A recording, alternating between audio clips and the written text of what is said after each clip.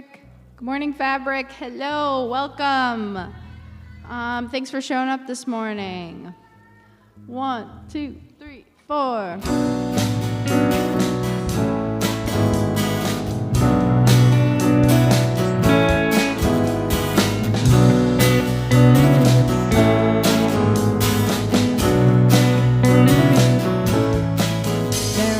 People than a heart could ever hold, more places than you could ever be. The scrolling list of needs just grows and grows, 24 hours, 7 days a week. 'Cause we think about so much and do nothing at all, afraid that what we have to give is so small. You don't have to save the world, all that hero talk is only superficial stuff. If you wanna change the world, what you gotta do is show up, just show up.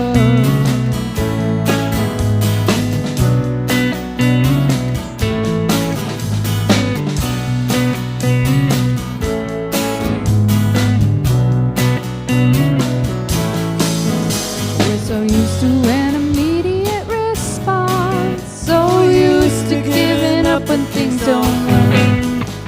Know that long obedience is hard, no shortcuts will make it easier.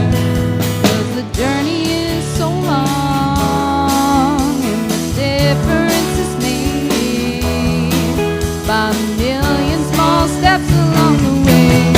You don't have to save the world, all that hero talk is only superficial stuff. If you wanna change the world, what you gotta do is show up, just show up.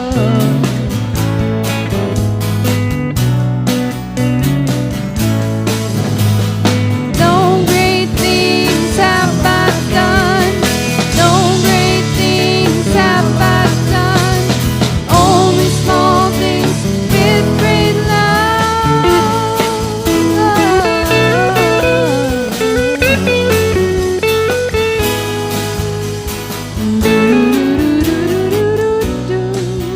And love makes the world a difference. You don't have to save it.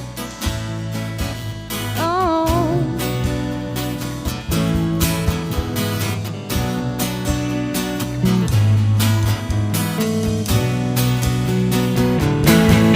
You don't have to save the world, all that hero talk is only superficial stuff. If you wanna change the world, what you gotta do is show up. You don't have to save the world, all that hero talk is only superficial stuff. If you wanna save the world, what you gotta do is show up, just show up.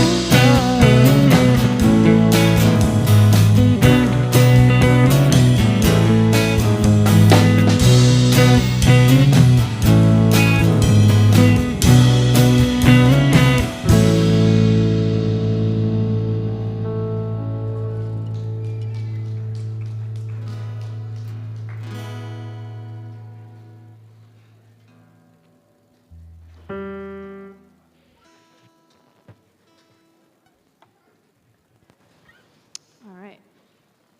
1, 2, 3, 4.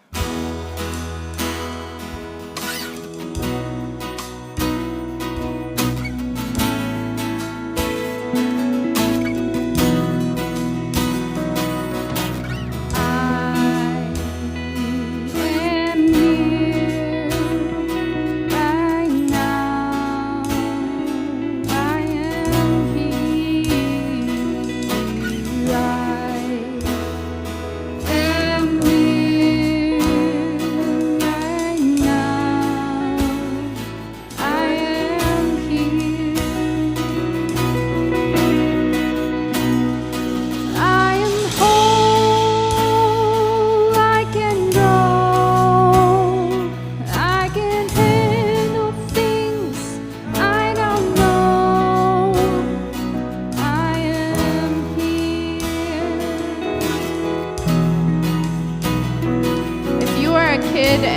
have been to camp, you might really recognize this song a lot. You are here right now.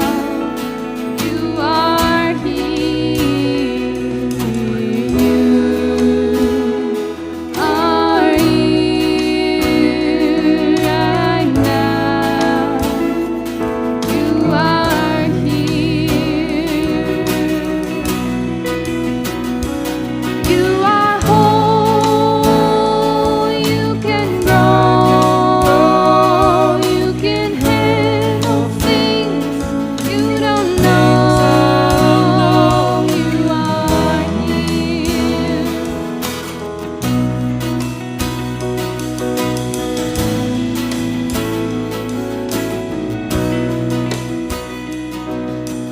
We are here right now. We are here. We are here right now. We are here. We are whole. We can grow. We can handle things we don't know. We are here.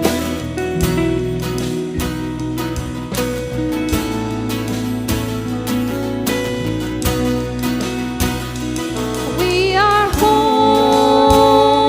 We can grow. We can handle things we don't know. We are here.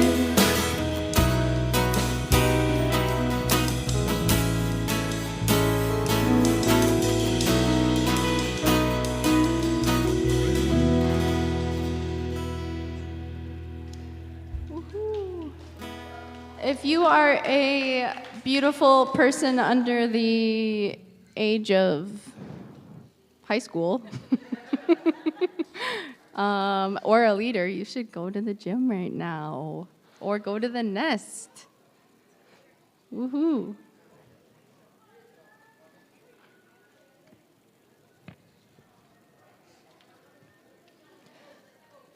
Although those camp songs that I tend to gravitate towards on Sunday mornings are kind of maybe silly or simple, I feel like there's a lot of talk about healing your inner child. And imagine what maybe it would have been different if you were hearing these "You are whole, you can grow" little moments in your youth, and now that inner child can hear that too.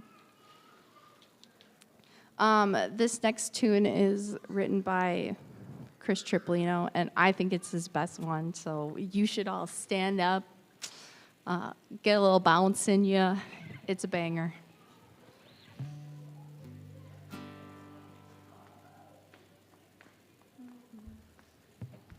One, two, three, four.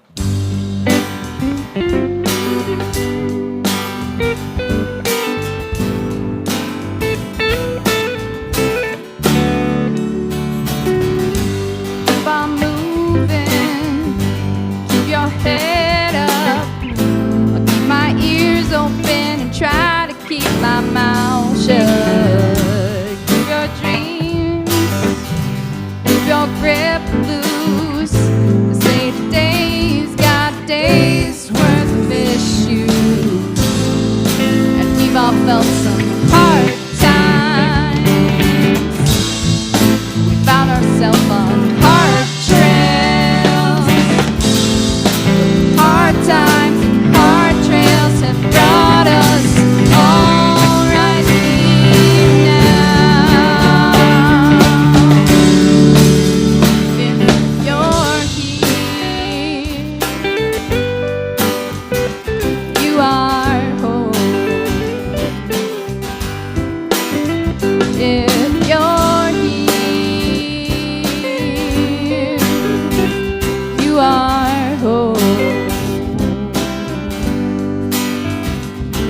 'cause we are family.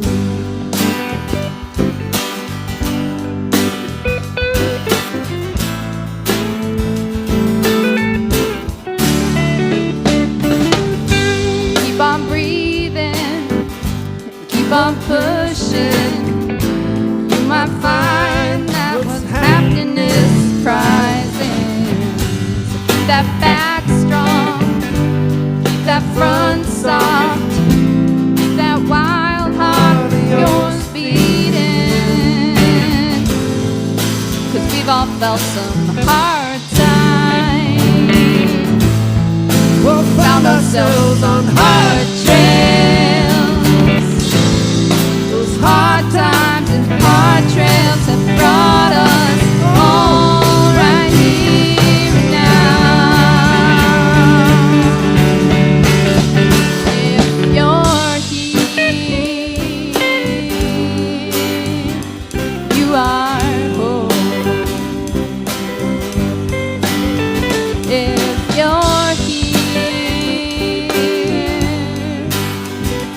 you are home.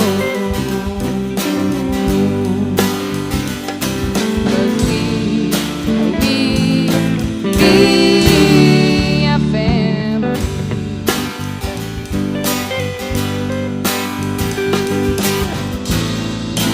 Find ourselves in hat hooks. Family's more than love. Life is more than slowly dying. We've got space to make it good. If you're here, you are home. You're here, you are home. If you're here, you are home. If you're here, you are home. 'Cause we, 'cause we, 'cause we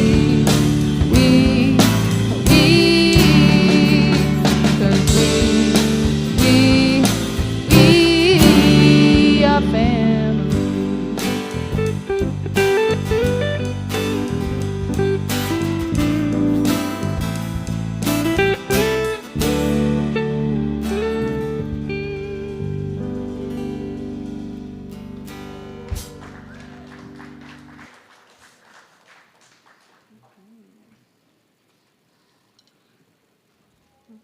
You guys can sit. Ready for me? Okay. Well, thanks, band. I feel like we need like a name for the band, like the Fabricians or the maybe Maya and the Loose Threads or something like that. I don't know, something like that. It's got kind of a ring to it, doesn't it? I don't know. Well, good morning, everybody. Thanks for being here today. Let's see. I'm going to use my notes because otherwise I'm going to forget everything I'm supposed to say. So yeah, it's a beautiful day out. Thanks for being here this morning.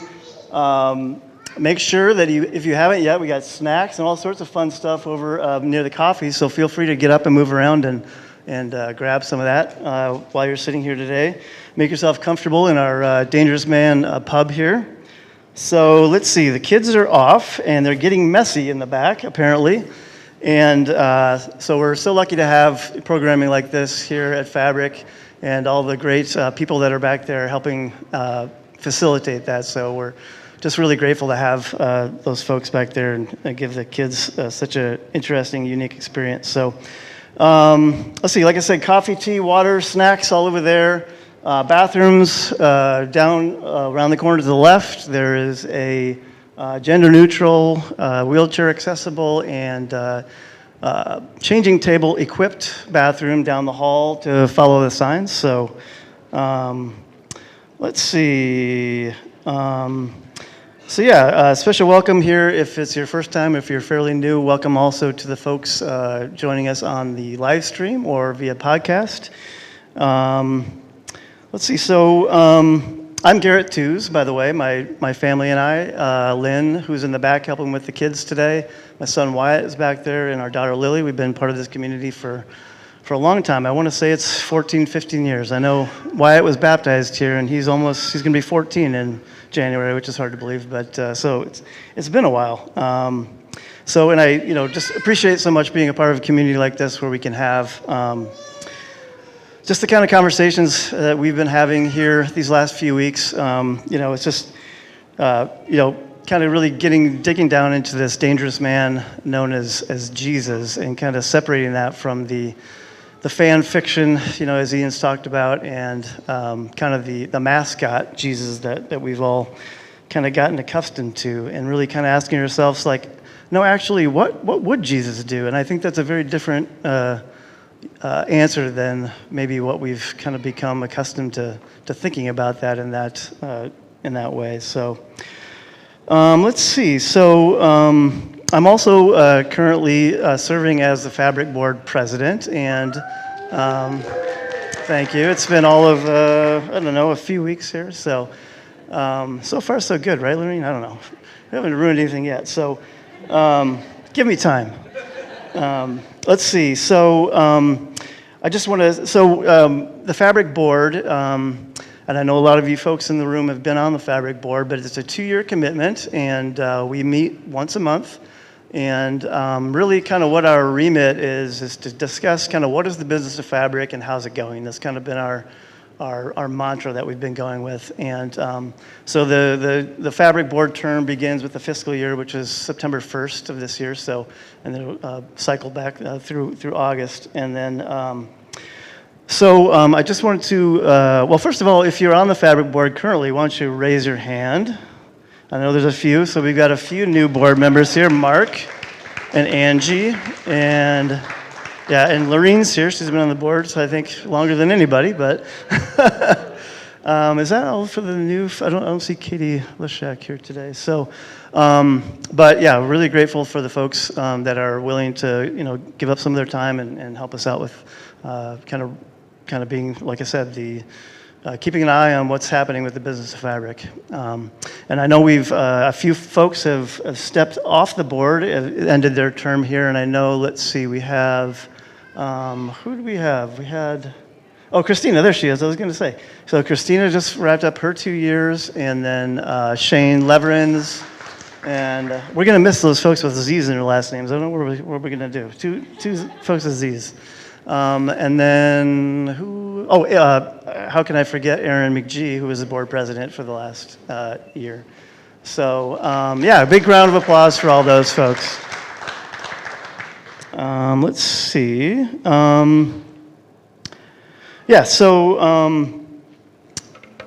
Communication cards here. Well, if you didn't get a Sunday paper, I should say they're over there.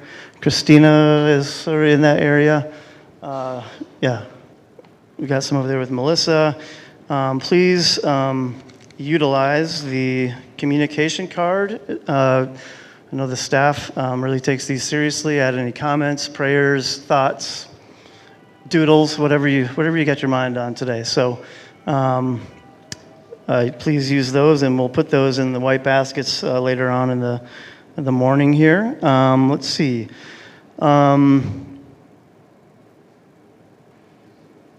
I think that's about it for what I need to say. So feel free to move around, and I think we're just going to take a moment and say hi.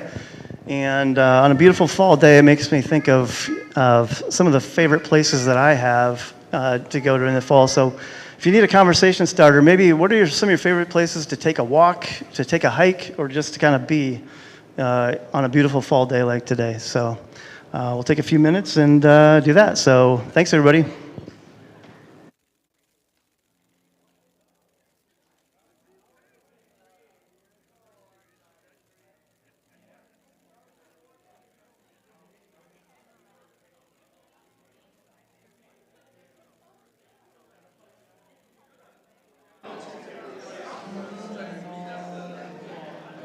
Hey, live streamers. Hi. Melissa here, and I always often kind of grab this job of saying hello to all of you who are watching this morning from the comfort of your home, or maybe a cabin somewhere, or maybe a hotel room, who knows, but welcome. And you might be watching it later as well. Thanks for being part of this community, this conversation, the chance to connect around, what's under the surface of things. And with other people who are asking those questions, I think is so unique, and it's something we get to do on a regular basis over time. And I hope that you can keep finding ways to take advantage of that opportunity, be part of it, add to the conversation, add to the connection as you can. One option today, right now, is on our website, fabricmpls.com. On the upper left, it says you can find the contact page. And that's like a good way to connect when you're not here, to use that connection card. You can do it online. So today we get to hear from Chris Lillehei. Thank you, Chris. Yep. And just let us know how you are and what you hear today, what questions this brings up, what ahas, what wonderings. There's nothing off limits. These are big questions. We don't know the answers, but it does matter to ask the questions. So enjoy that with us today. And let's get a little dangerous together and just go there, because we can do that. So, the good kind of dangerous. Thanks for being part of that. And we will connect somehow soon. Bye.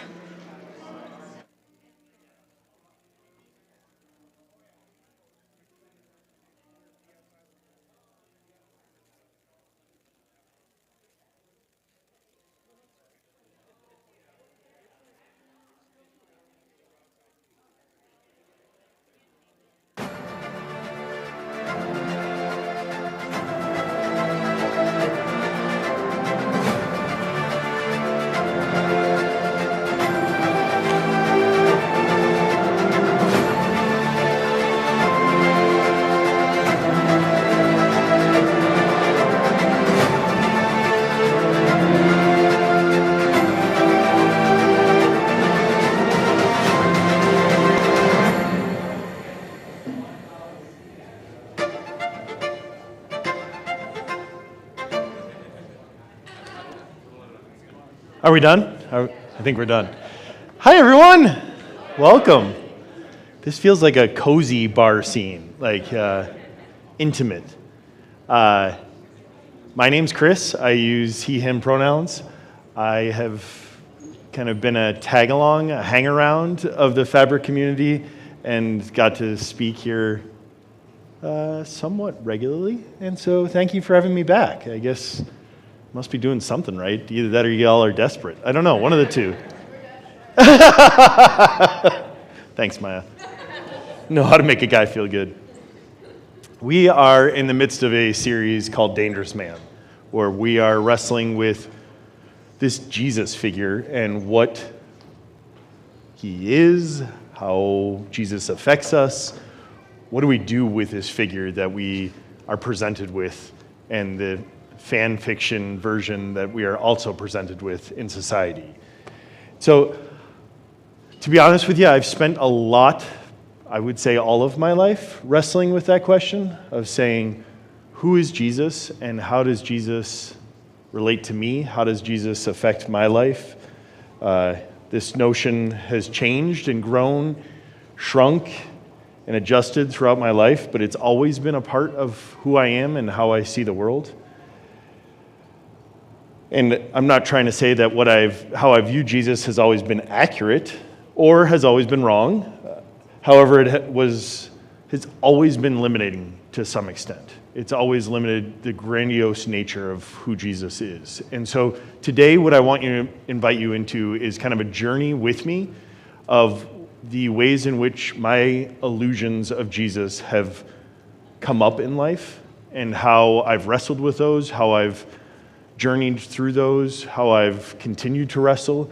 And I want to invite you into part of that conversation. And so while I'm the one up here talking, it truly is about having conversations together And I want you all to be a part of that conversation. So as I'm talking, there's a spot on your Sunday paper to start jotting down what are your illusions about Jesus?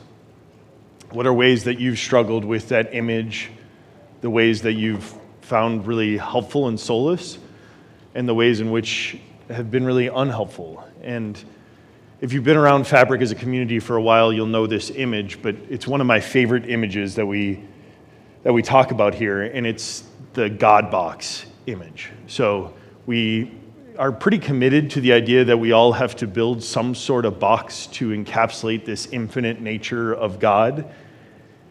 And our goal is to not reinforce those, but as soon as they are unhelpful, to break them down and rebuild others. And I think that's true about Jesus too. So I want you all to feel invited to wrestle with what are the boxes you've put Jesus into? What are the boxes you've been handed to you from institutions, from culture, from kind of your background? And what do we want to start rebuilding and reconstructing? So it might be that part of the beauty of Fabric, right, is a community is that we're not about handing you a doctrine of what to believe or how to think. What we really are about is inviting you into a conversation. And how can you be a part of that conversation moving forward? And so maybe Jesus has been way too dangerous for you. Maybe you're in communities in which Jesus has been used as a weapon against you. Maybe Jesus hasn't been dangerous enough, that Jesus has been super boring and has been confined to a structure in which you want to fall asleep into, or maybe you just don't know Jesus. All of those are welcome here. I'm not trying to change your mind and make you think what I think or have the same journey that I have. What I just want to recognize is that we're all on different parts of that journey, and that's okay. So welcome to the conversation. Just to give you a little background on who I am, for those that don't know me, I grew up kind of as a evangelical-ish type of person. It was in Boston, Massachusetts, so it was like Northeast evangelical, which is a total different than like Southern evangelical, but still has some of those aspects to it. We grew up going to church, but I wasn't really a part of a church ever. So a lot of what I had to figure out is what does faith look like to me as an individual, and how do I figure that out? So I've been to a lot of churches, a lot of denominations, a lot of backgrounds to wrestle with that. So in some ways I call myself an ex-evangelical, if anybody else can relate to that. And I've been to more schooling than I care to admit to wrestle with this question of who is Jesus and how does Jesus affect me? That's not to say, again, that I have everything right or everything together. It's just that this question is one that I'm super passionate about and can't quite let go of. So let's start with the first place that Jesus was dangerous to in my life was dangerous to my enemies. And in other words, Jesus was dangerous to the bad people in life. You might ask how to define bad, and my answer to you is completely subjective.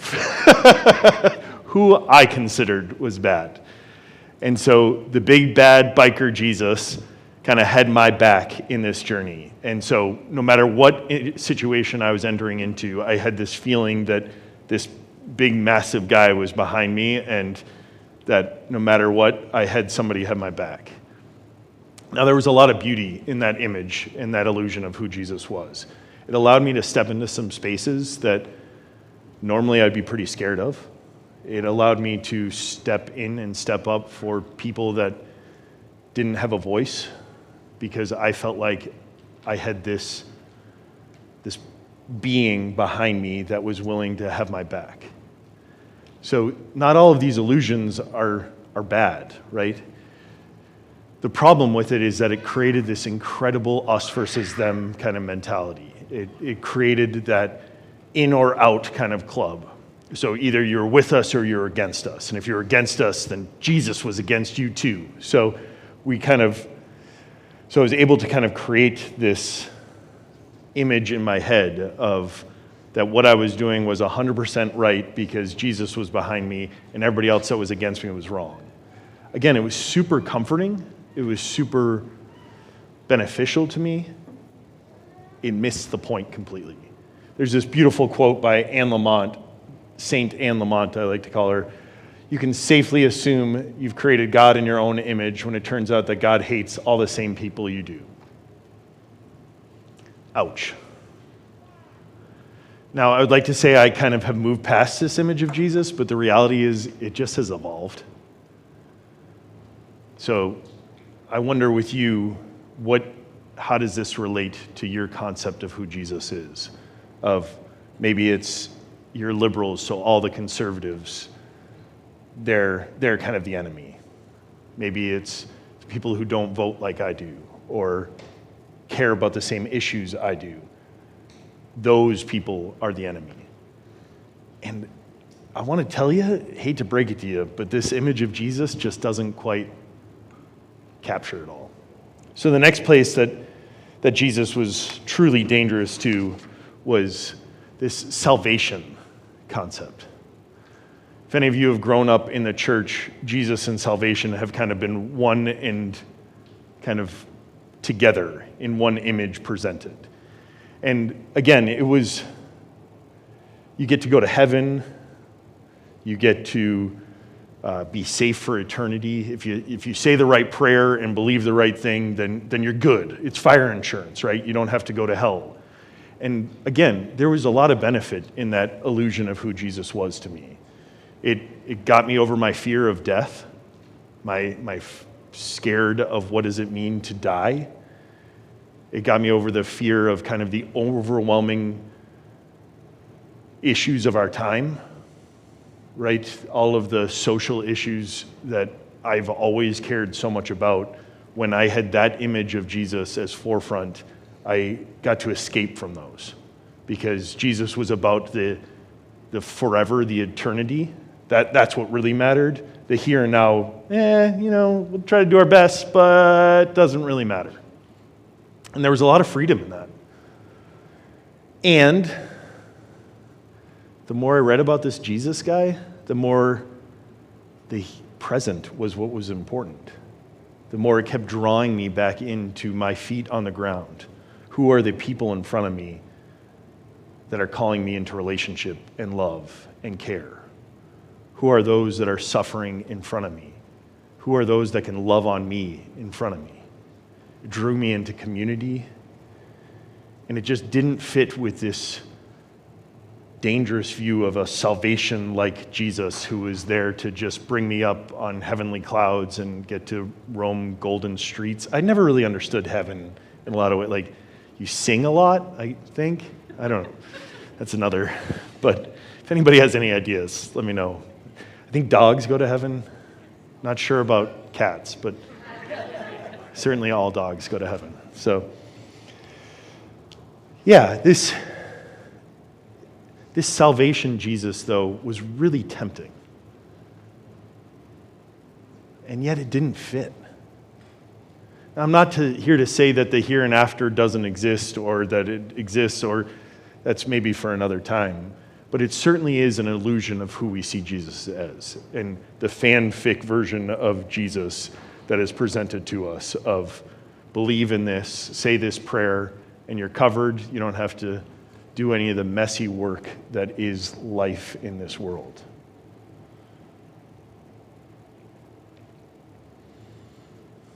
And I'm wondering with you, where does that salvation Jesus sit? Where has it sat with you? Has it been presented to you ever in that way? Maybe it hasn't. And Jesus has no correlation to salvation in your worldview. Great. But it's not something we really sit on very much or think about. So again, I invite you into that conversation. The next place that Jesus was dangerous to was my motivations. I think I've told this story at Fabric before, but I had this urge in kind of the religiosity of Jesus to say my motivations in life had to be 100% pure in order for it to be seen as good in any way by this Jesus character. So literally, I tell you, I was a teenager. This is both embarrassing and kind of a humble brag deal, and I don't mean it to be that way. But I used to shovel all of my neighbors' houses. But the thing was, I couldn't get caught, because if I got caught shoveling, then the motivation would be the thank you that they gave me. So I would sneak around after it got dark out and shovel all of my neighbors' driveways, but I couldn't get caught. Isn't that just ridiculous? Like, what? Who is this guy? I ask myself that a lot. But the core of that was this drive, this urge to say, I have to have this pure motivation in order to do anything good. And if it was sullied at all by making myself feel better, it was this self-sacrificial kind of version of Jesus that was presented to me. Everything had to be pure and good, and none of it could be self-righteous at all, or else it didn't count. And again, this illusion of Jesus was super helpful to me in a lot of ways. It helped me to really look at myself of, why do I do what I do? What motivates me as a human being to help others, to walk alongside of others, to be present with others? Why do I choose to do the job that I do? Why do I care for the people that I do? Is it because of this eternal scoreboard in which I get a certain amount of points for good deeds? Okay, maybe. Is it because it makes me feel better? That could be it too. I just started to realize that this motivation conversation was super unhelpful, and it was making me use other people for my own gratification. It made me use them as tools for my own salvation, my own cosmic scoreboard in the sky, in which Chris is, I think I'm up to like 1 million, but no big deal. What is your score? That's what I want you to write down in your Sunday paper, please, and we're going to hand them in later. But I do wonder what that is for you. Why do you do what you do? Why do we as a community do what we do? I'm going to be real vulnerable with you for a second here. I have a weird job. I work at a grief center working with parents whose children have died. And I work supporting them and sitting in the darkness with them.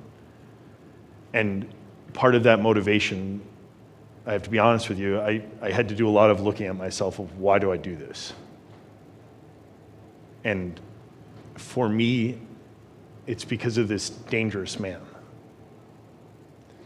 That given the gifts that I have as a human being, this is where I think Jesus would show up. I might be wrong. That's fine. But Jesus is dangerous enough to walk with me through that, in that darkness with those families. And they don't need, Greg Meyer was always about saying that God doesn't need the credit. Like, get over it. They don't have to know that that's my motivation for sitting with them in the darkness. That I've given up, luckily, and gotten over. But I do wonder for you all, where are you equipped to sit with because of Jesus being alongside of you? I cheat. It's in my job. But for you, it might be caring for a daughter with special needs. Or it might be helping people in a hospital. It might be showing love to your neighbor. It might be singing songs and creating them for a community. Those things take courage. Those are dangerous places to live. And maybe that's the kind of dangerous Jesus, the illusion of the dangerous Jesus I'm more interested in. So this conversation about motivations isn't necessarily a bad conversation to have. It just, when it gets to be all that you're consumed with, when you're sneaking around at 10 o'clock at night as a 17-year-old boy trying to not get caught by your neighbors for shoveling their driveway, that's a little weird. Like maybe you got to go to therapy or something, which I do. So, and I encourage you all as well. And then there was this dangerous Jesus of, I just wanted to leave behind. This Jesus that was so co-opted by all of these people that were using it to hurt the individuals that I love.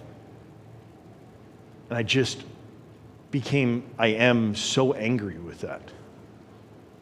And it made me just want to give up on this whole idea of who Jesus was, who Jesus is. I wonder if some of us can relate to that, of being burned by this dangerous Jesus. Whether you've seen it in those that you love or you've experienced it yourself. It's a really scary version of Jesus. It's that big bad biker Jesus gone bad. And I just wanted to give up. I just wanted to be done. I've spent a lot of hours and money studying this Jesus, and yet it just didn't seem worth it anymore. There are other ways to experience God. And I believe that. This isn't a Jesus and nobody else. This is what I came to the realization of in this Jesus, though, is that once I started getting back to who Jesus could be and really examining that, it gave me an example of how to sit in these spaces. It gave me a person who is dangerous and flipped over the money tables. It gave me a vision of this way to be a community together, to be deeply woven in with each other, to say we can do this in spite of, because of the hardships that are around us every day. We can be present to each other. We can laugh, we can cry, we can be courageous, we can be scared, and we can deal with it. And that's the kind of Jesus that I'm kind of bought into. And yes, it's not in exclusion to any other deity or version of God, and yet there seems to be something really important about this guy, for me, that keeps drawing me back in, that keeps inspiring me to be my true grounded self in this wild world, to be deeply woven with all of you. You know, I talked about my job earlier, and the reality is you all come with me. That's part of the way I'm able to sit in this darkness, because I'm not alone. I have a community around me that loves me, that supports me, that wrestles with me, that wants to do this work alongside of me.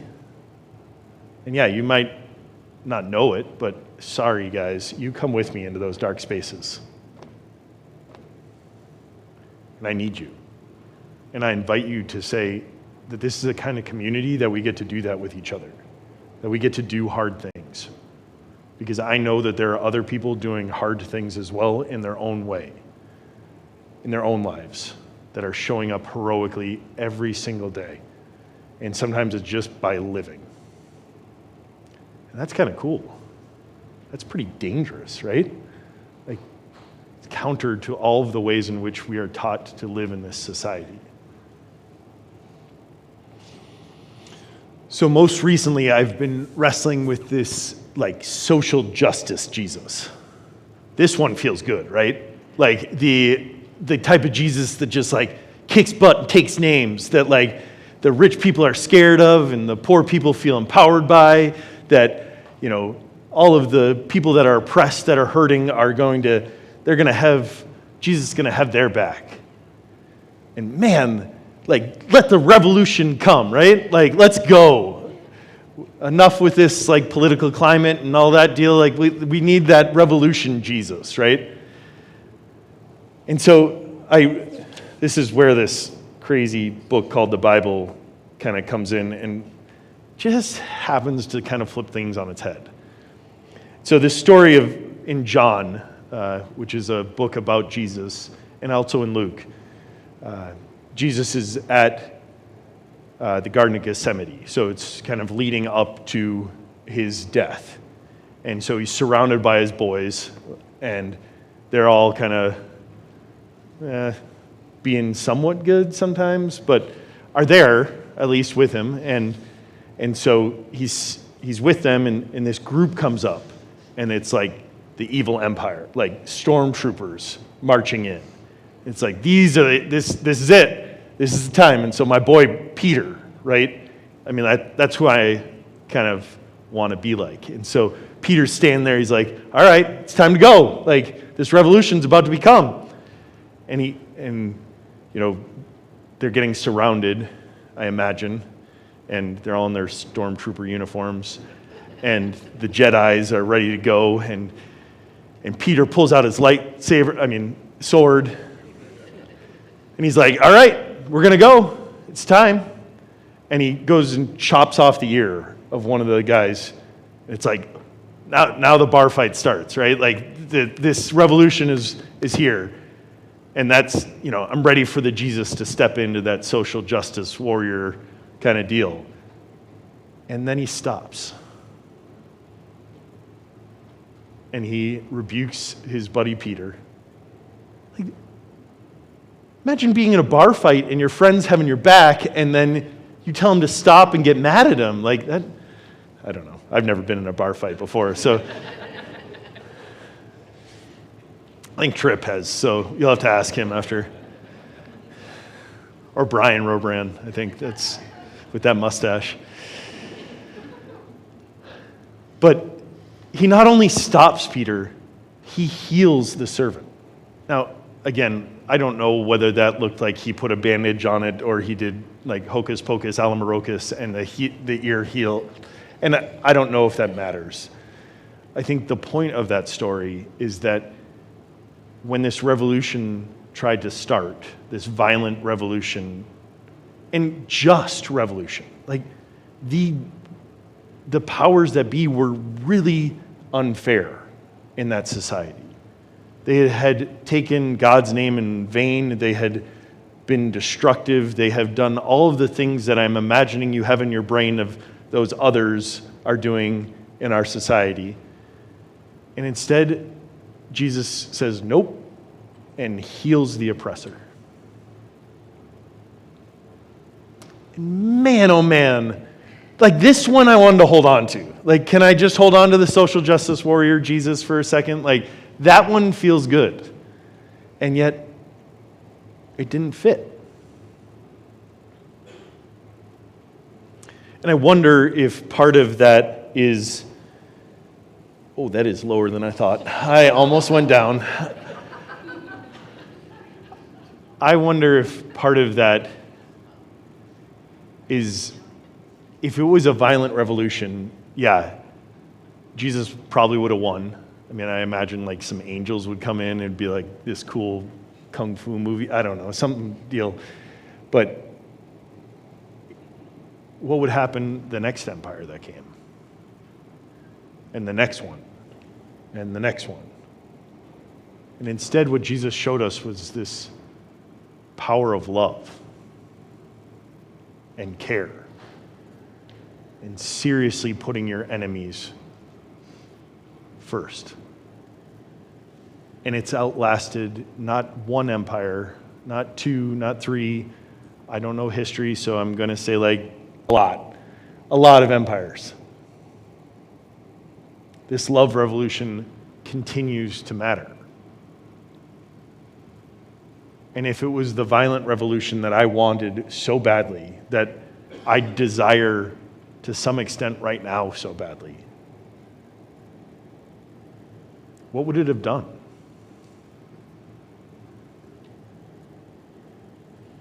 I'm not saying it's a bad thing to desire, right?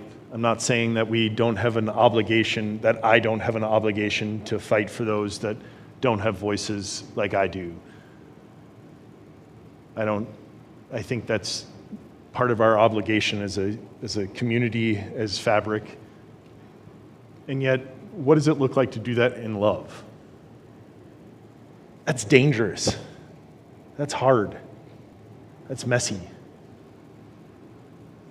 That's uncomfortable. That's everybody's kind of squiggling in their seats a little bit. It's not necessarily what we want.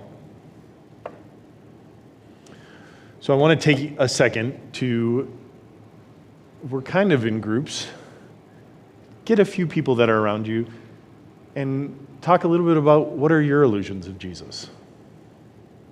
What are ways in which you've struggled with your image of who this dangerous man is? And what do we do about that? So take a second.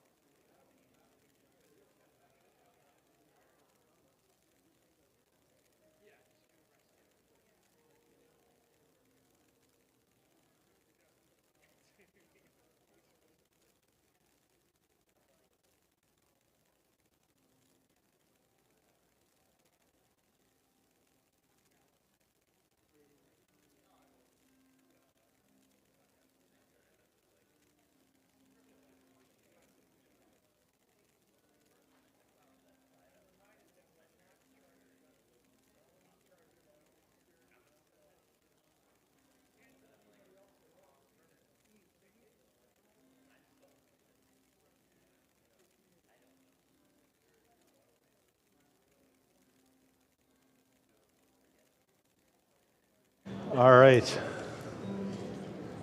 Wow. Can we just stop and say, like, how awesome it is to have a community that can just dive into these conversations? Like, this is wild to me. Like, what a blessing.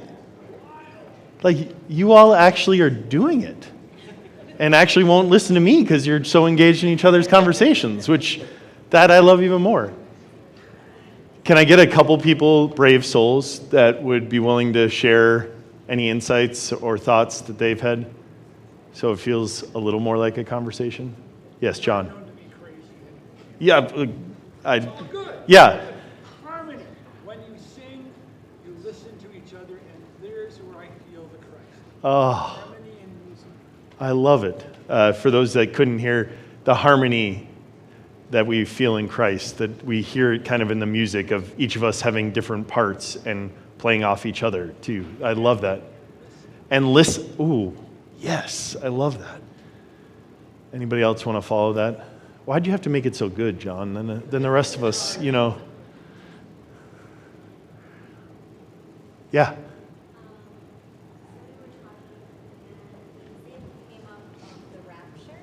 Ooh, yeah, the rapture. Yeah. I think I got left behind. And then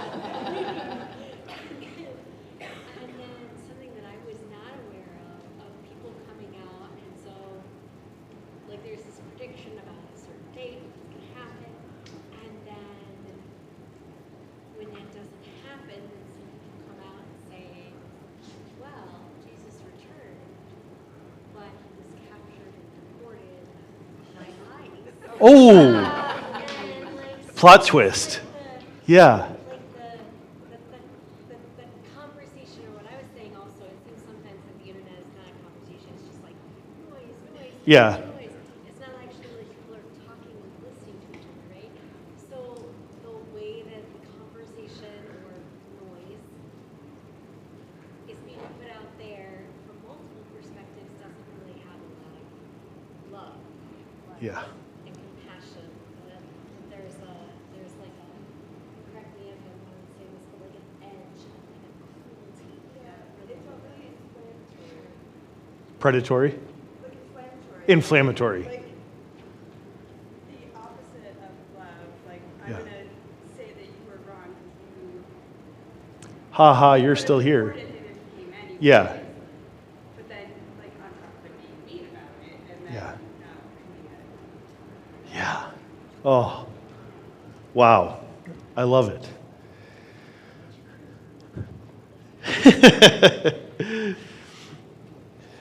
I think just to kind of wrap things up, the band can come on up if you'd like. But I hope what you can be invited to as part of this conversation is a continued wrestling with who this Jesus character can be. That it doesn't have to be the fanfic that we've been given by others. It doesn't have to be the illusions that we've created. And yet those help to build up and can be positive too, and develop one side of the story.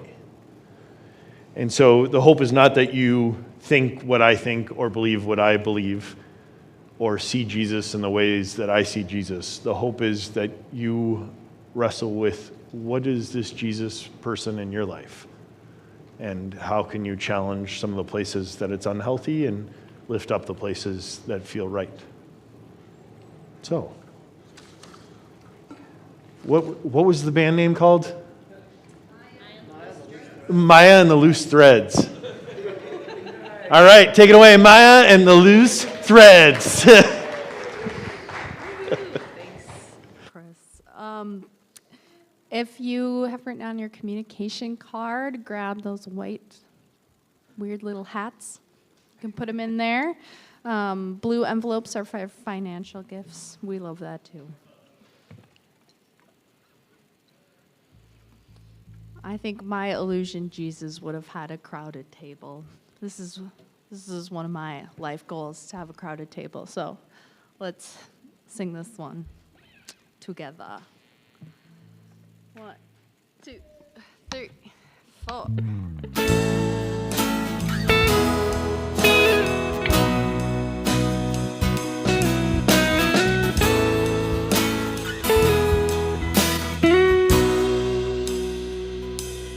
You can hold my hand when you need to let go.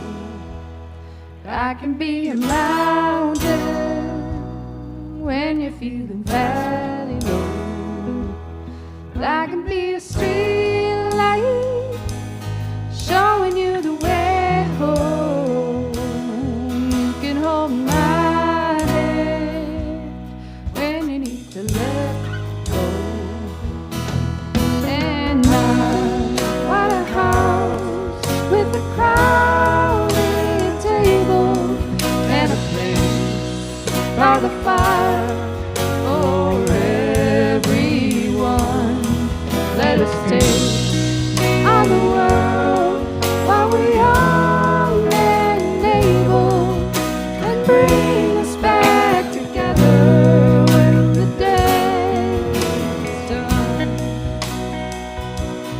If we want a garden, we're gonna have to sow the seeds, plant a little happiness, let the roots run deep. If it's love that we give, then it's love that we reap. If you want a garden, we're gonna have to sow the seeds. And I want a house with a crowded table and a place by the fire for everyone. Let us sing on the world while we are and able and bring us back together when the day is done. Door is always open, your picture's on my wall. Everyone's a little broken, but everyone belongs. Yeah, everyone belongs. I want a house with a crowded table and a place by the fire for everyone. Let us sing on the world while we are and able and bring us back together when the day is done. I want a house with a crowded table and a place by the fire for everyone. Let us sing on the world while we are and able and bring us back together when the day is done.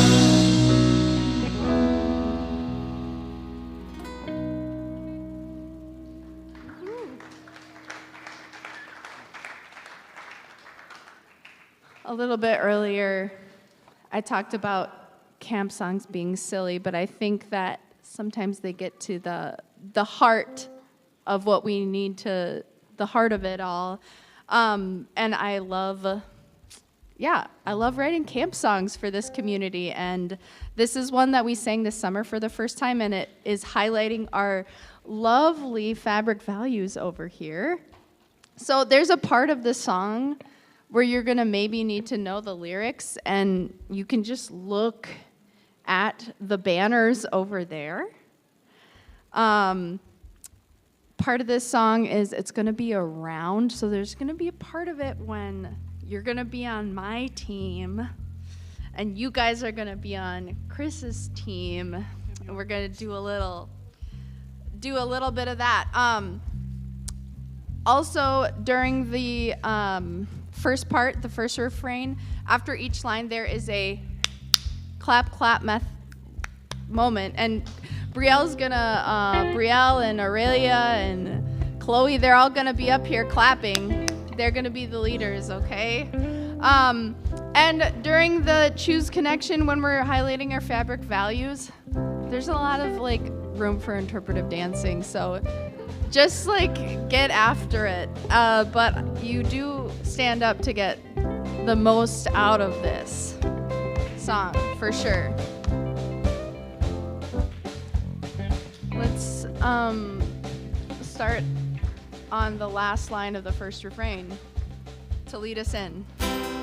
Oh my gosh. Something is really wrong. Yes, it's that one. Sorry. Okay, my bad. No. Oh my gosh. Not that one.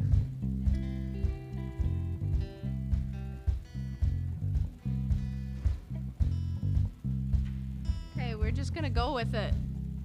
All right. Yeah.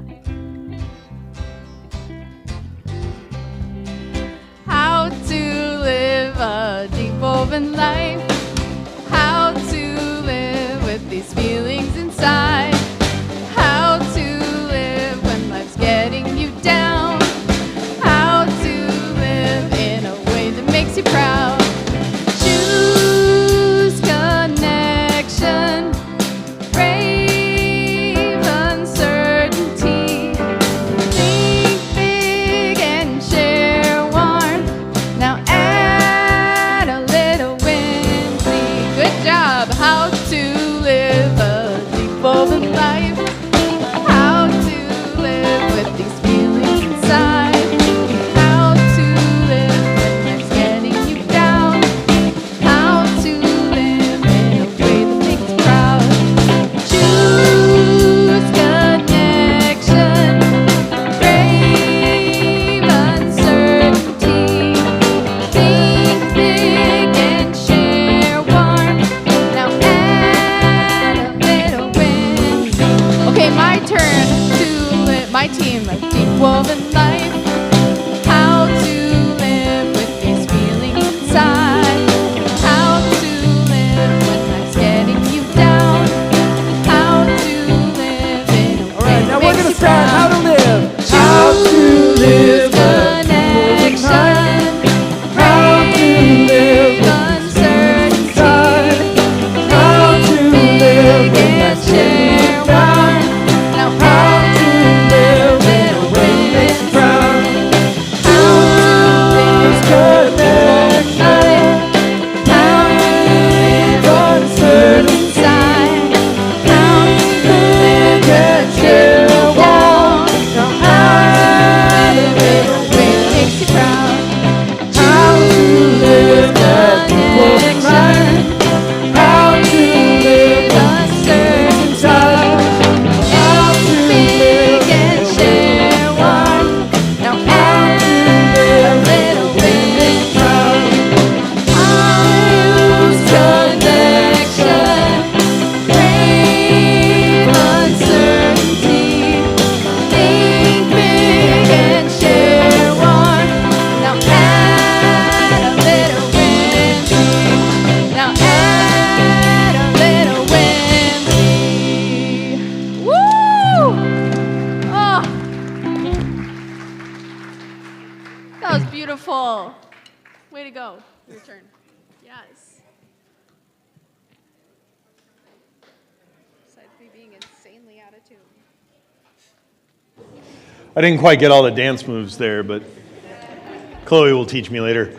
Thank you all for being a part of this conversation this morning. And Heidi over there in the white coat is there to hand out goodies to all that are here and things to wrestle with and a context to have these questions. So go out and weave deeply fabric. Oh, don't come here next week. I mean, you can, but no one will be here. So join us at Minnehaha and 34th. Any other details? Collective joy moment. Co- Positivity. Just have fun and bring friends, social moments. And you're We're cheering cheering Bush. on the marathon, just to be clear. We're just not clapping, just everybody, no excitement. All right, well, thank you all.